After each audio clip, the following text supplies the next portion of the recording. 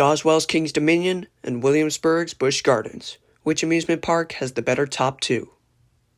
While Busch Gardens has a more quality lineup of coasters, King's Dominion's lineup consists of at least two coasters that I want to see thrown in the dumpster. Grizzly and Anaconda. But let's focus on the top two coasters of each park and compare them during 8 rounds to see which duo is the best of Virginia. For my top twos, I have selected Twisted Timbers and I-305 from King's Dominion and Alpengeist and Pantheon from Busch Gardens Williamsburg. So let's get into the first category, the height. Twisted Timbers has a maximum crest of 111 feet, or 33.8 meters, while Alpengeist has a max height of 195 feet, or 59.45 meters. So this gives a point to Busch Gardens. For the best coasters of both parks, Pantheon has a maximum height of 178 feet, or 54.25 meters, while I-305 is, 305 feet tall. So it is now 1 point all. Round 2 is all about the fastest greyhounds of the herd. While Alpengeist has a top speed of 67 miles per hour, or 107.8 kilometers per hour, Twisted Timbers only goes 54 miles per hour, or 87 kilometers per hour. That's another point to Busch Gardens. For the top one, Pantheon goes 73 miles per hour, or 117.5 kilometers per hour, while I-305 reaches a top speed of 90 miles per hour, or 144.85 kilometers per hour. Once again, it is still tied, but at 2 points.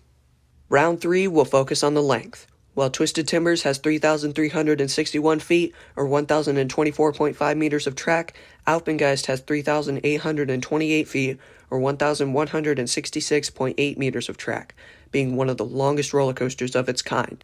For the top one, Intimidator has 5,100 feet of track on the dot, which is 1,554.5 meters of track. Pantheon doesn't even have a chance with its 3,328 foot or 1,014.4 meter track length, so it's still tied up in the first half of this top two battle. To end off the first half, let's look at the angle of each coaster's drops. Alpengeist has a reported 79-degree drop, but Twisted Timbers puts 3 degrees more on its drop. I'm surprised how close this category was, but Twisted Timbers finally earns the first point against the world's tallest B&M invert. For the best coasters of each park, I-305's drop angle is another 3 degrees steeper than Timbers, being 85 degrees respectively. However, one of Pantheon's main marketing points was the 95-degree drop.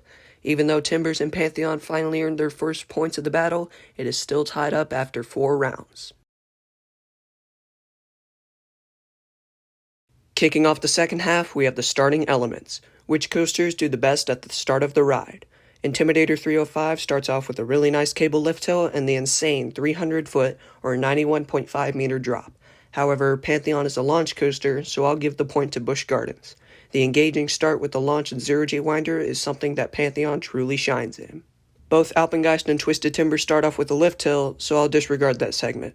Timbers starts off with a criminally underrated barrel roll drop into a bunny hill and an overbank, while Alpengeist has the regular spiral drop into an Immelman. I'm giving the point to Timbers due to Alpengeist having more graceful and tall elements instead of more fast-paced elements. Now, how does each ride do in the middle of their courses? I-305 has the ridiculous ground-level transitions that kick your sanity in the head. Pantheon has the swing launch, top hat, and outer banked hill that has a very nice flow. Intimidator will squeak past with another point due to the sheer intensity and wicked nature of this part. Pantheon does have more unique elements in this section, but we're not judging that just yet. Taking a look at Timbers, this ride has a ridiculous middle section filled with airtime, inversions, and complete insanity. Alpengeist does have a very good middle, but the mid-course brake run convinced me to give King's Dominion the point here. At last, we have a leader of the battle. It is still anyone's game, though. Now let's look at the finale of each coaster. I-305 has a relatively weak finale because of the trim brake on the first airtime hill. Pantheon's finale consists of an awesome zero-G stall, a twisty transition thingy, and a sensational wave turn into the brakes. Pantheon gets the point for Busch Gardens here due to the more flashy finish.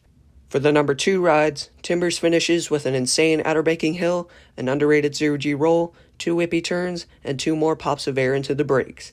Alpengeist finale contains a very cool zero-G roll, a super whippy corkscrew, and a helix that meanders into the brakes. Overall, Twisted Timbers' final elements are more snappy and complete, so King's Dominion's duo gets another point. It's really tight, but KD still has a 2-point lead.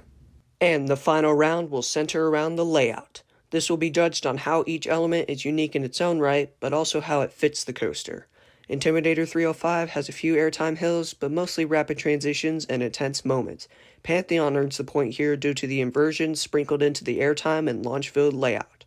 Alpengeist is mostly about the whip and the inversions, while Twisted Timbers has airtime and inversions. However, Alpengeist has these inversions in very unique spots. It is very close, but Timbers has the better layout in my opinion.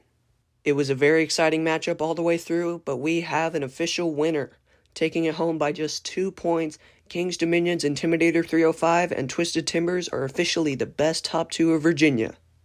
So that's about it. Thank you all for watching yet another experimental video, and let me know down below what you want to see next. If you're new to the channel, feel free to subscribe for more commentary videos like this. As always, this has been Storm, and I'll see you coaster lovers next time.